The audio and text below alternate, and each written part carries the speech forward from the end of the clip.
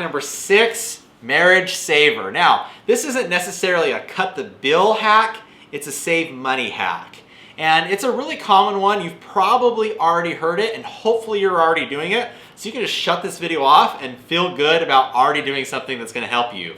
But this is something I learned the hard way, is when I grew up, and my first part of my marriage, is when I saw money in the bank account, I thought that was money we had to spend.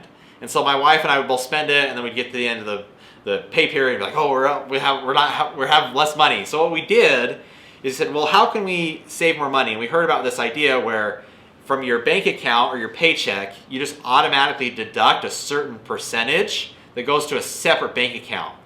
But the key here was that the bank account is whatever you want to say it, that the bank account can't have paper or like a card attached to it. It's a bank account, it's harder to get access to. And what happens is you siphon off a certain percentage of funds towards that bank account, you'll forget about it.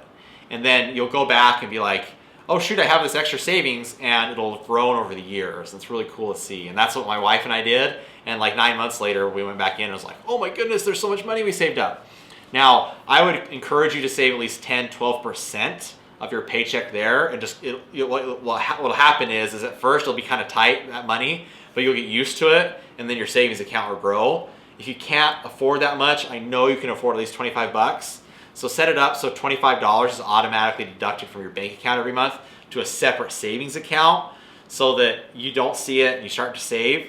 That will be a great rainy day fund that you'll really appreciate if there's rough times, or later on if you want to invest or use that money for something else. It's just great to have. So work with your local bank or your employer to set up an auto deduction that's regular, that goes from your normal bank account where you see your money all the time to a bank account you don't regularly see.